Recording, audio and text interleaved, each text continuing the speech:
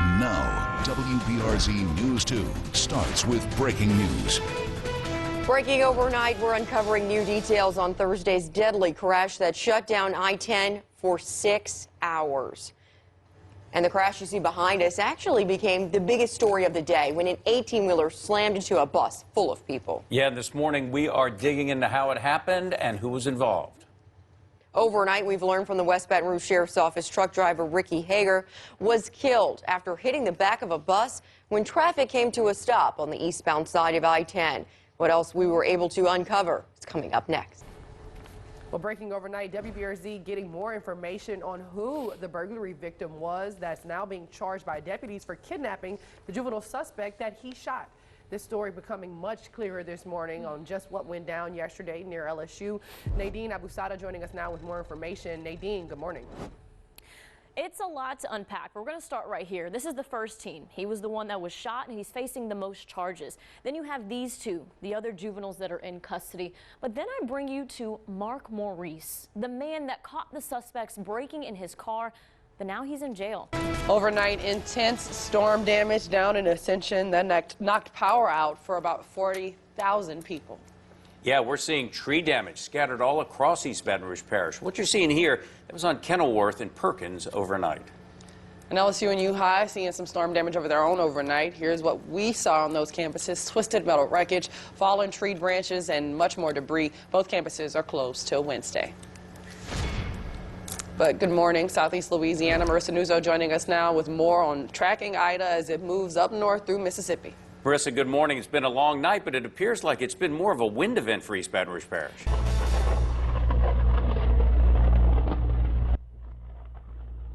Yeah, check out this video. Some electrical fireworks during the winter storm Monday after a transformer blew over in Kenner. That sent electricity surging along the line. Multiple lines came down in Jefferson Parish, leaving 10,000 people without power in the dark. This morning with heartbreaking news in Denham Springs, beloved football player Remy Hidalgo has passed away. Yeah, Remy's mother confirming the tragic loss on social media earlier this morning. News 2's Nadine Abasada is live in Denham Springs with the very latest. So Nadine, I know it's still early. Have you gotten any reaction from the community? Well, here's the video from this morning when that tanker first caught fire, flames shooting in the air. This video showing the distance it could be seen from where it actually happened. Again, we are working to confirm the details of what was aboard that 18-wheeler when the crash happened nearly 2 hours ago in Livingston Parish. In just the past few hours, we've learned new details on that Thursday's deadly bus crash. West Baton Rouge Parish Sheriff's Office says truck driver Ricky Hager was killed after slamming into the back of the bus, which was coming to a stop on the eastbound side of I-10. Now, we've also learned the bus was then pushed into another 18-wheeler before hitting a cable barrier in the median. It was a shocking story. We watched it unfold live. The Sheriff's Department says 3 people on that bus were hurt. And the bus was traveling from Mexico to North Carolina, carrying workers. About 40 passengers were taken to a community center to wait for another bus. WBRZ spoke with the passenger through a translator, and this is how he described the ordeal. This morning, the stretch of the interstate involved in Thursday's crash is a familiar problem spot for law enforcement. West Baton Rouge deputies called the area between LA 415 and LA 1, get this, the Devil's Triangle. Deputies tell WBRZ the name comes from the bottleneck drivers face when the interstate merges from 3 lanes down to 1. It creates bumper-to-bumper traffic during peak and even non-peak drive times. These days, the area is seeing a growing number of crashes. DOTD claims there's been over 500 crashes in the triangle, with 2 deaths since 2018. And after some gut-wrenching scenes, deputies there say something has got to change. From the investigative unit, a retired judge is calling for sweeping reform inside the Baton Rouge Police Department after a former narcotics officer tell-all. Exclusive interview with Chris Nakamoto. Yeah, Jeremiah Ardwin resigned earlier this week after his arrest in December, and he says there was an arrest quota per shift for narcotics officers, which he says came from supervisors. Ardwin also claims at least 1 officer stole drug evidence. Thanks, Ashley. And back to that breaking news, a building fire that's putting a lot of smoke in the air, and it seems like it's growing. This is happening at a business near Plank Road and Jackson Avenue. Taylor Rubach is there live. Let's just check in with her now. Taylor, again, good morning. It looks like that fire is getting bigger. Can you please describe to us what you're seeing? Are firefighters having a hard time putting that blaze out? Okay, this morning, the fun has arrived in Baton Rouge. That's right. Thrillville is putting the fun and funnel cake along with carnival rides, jet skis, and shows right here to the capital city. Tune in. Calista Matrician joins us live from Memorial Stadium with a first look at what you can expect. Calista, good morning. Daredevils, acrobats, magicians, you've had a little bit of everything this morning. But have you seen Zoe, the famous sea lion? Now, WBRZ News 2 starts with breaking news. And do you plan on coaching next year? No. No. Big changes ahead for the LSU Tiger football team just days after their big homecoming win over Florida. Coach O will be leaving those Saturday nights in Death Valley behind him, but he'll still have plenty in the bank because of the university's buyout. New this morning, LSU's season continues after an upset, thrilling victory Saturday night in Death Valley. It was a great way to send off Coach O, but the question now is who will replace him? For more on that, let's go live to News 2's Dana DiPiazza for the latest on the coaching surge. Dana, good morning. We love that sound. Yes, we are live all morning long on Southern's campus. We have Brandy B. Harris this morning on the Bluff with the band, as TuneIn is the only channel giving you special coverage this morning. And it's a new era for Lady Tiger hoops, and the excitement is already building for next season with Hall of Fame coach Kim Mulkey taking the reins over the program. And with a new opportunity comes high expectations. And Coach Kim says she's here to win on and off the court, especially at a school already under that dark cloud of the Title IX scandal. I didn't just come here to win championships. I came here to make an impact at the right time at an institution that needs something really positive. All right, thanks, Ashley. Well, new this morning, COVID is casting a dark cloud over the holidays, but that doesn't mean we can't have any holiday fun. Yeah, it's ice skating time at the River Center. News 2's Nadine Abasada is trying her best to stay on her skates. Nadine, good morning. So what's the River Center's plan for a COVID-free Christmas? Well, their plan is hopefully you don't look like me covered in paint, because me and the ice have had lots of contact today. Now, WBRZ News 2 starts with breaking news.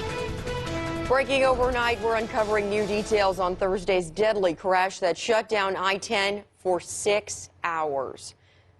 And the crash you see behind us actually became the biggest story of the day when an 18-wheeler slammed into a bus full of people. Yeah, this morning we are digging into how it happened and who was involved. Overnight, we've learned from the West Baton Rouge Sheriff's Office truck driver Ricky Hager was killed after hitting the back of a bus when traffic came to a stop on the eastbound side of I-10. What else we were able to uncover is coming up next. And we also found out some new information on Tuesday night's deadly tornado in Orleans and St. Bernard parishes. The National Weather Service says it was the strongest tornado ever recorded in that area. Previous record was set back in February of 2017. New numbers show the twister reaching maximum wind speeds of up to 160 miles per hour as it lasted 15 minutes, carving this 11-mile path of destruction.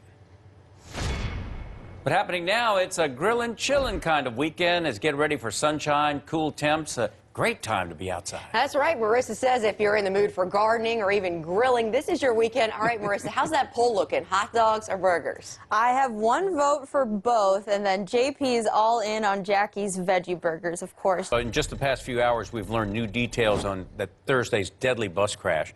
West Baton Rouge Parish Sheriff's Office says truck driver Ricky Hager was killed after slamming into the back of the bus, which was coming to a stop on the eastbound side of I-10.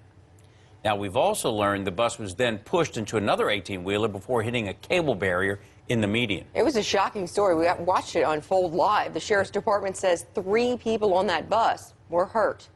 And the bus was traveling from Mexico to North Carolina, carrying workers. About 40 passengers were taken to a community center to wait for another bus. WBRZ spoke with the passenger through a translator, and this is how he described the ordeal. So they're on the bus, traveling there, going down the road, and so they got hit pretty hard from behind. And so I think at that point in time, things were flying all over the place. So right after the crash, they got the windows open, and some of them had to exit out of the window because they couldn't get out from the front of the bus. That's probably how most or all of them got out, was from the windows. This morning, the stretch of the interstate involved in Thursday's crash is a familiar problem spot for law enforcement. West Baton Rouge deputies call the area between LA 415 and LA 1 Get this, the Devil's Triangle. Deputies tell WBRZ the name comes from the bottleneck drivers face when the interstate merges from 3 lanes down to 1. It creates bumper-to-bumper traffic during peak and even non-peak drive times. These days, the area is seeing a growing number of crashes. DOTD claims there's been over 500 crashes in the triangle, with 2 deaths since 2018. And after some gut-wrenching scenes, deputies there say something has got to change.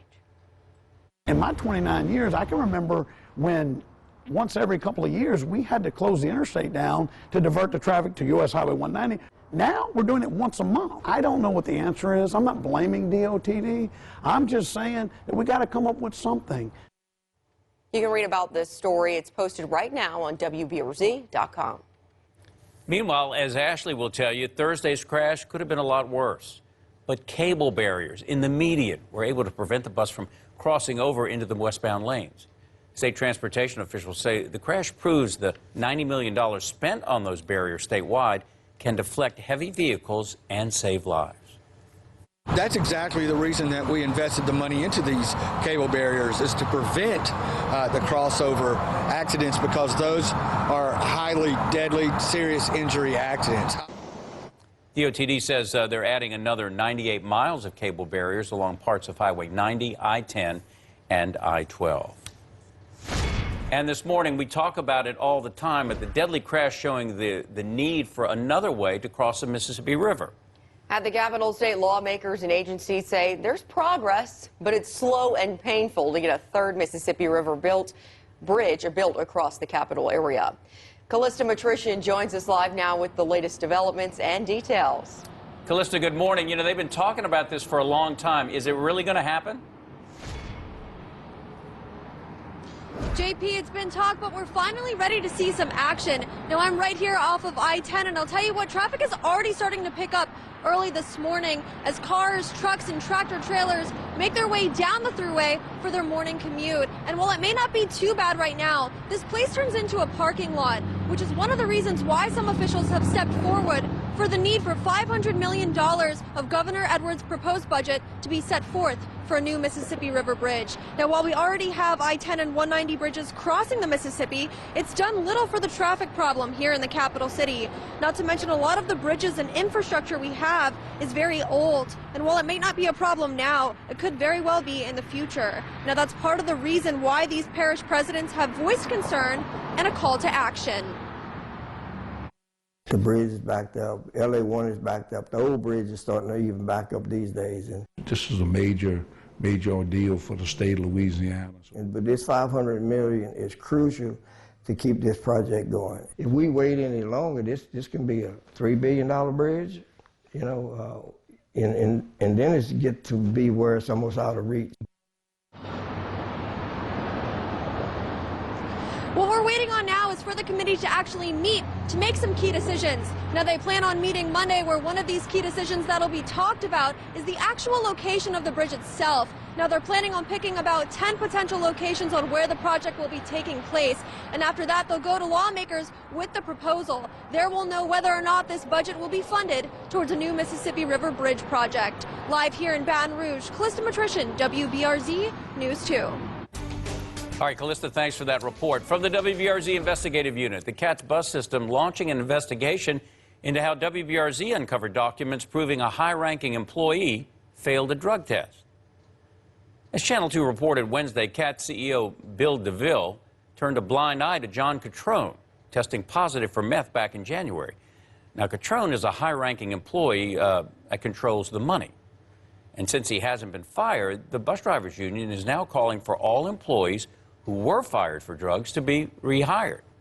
This isn't even the first time DeVille has ignored a positive drug test for an administrative employee.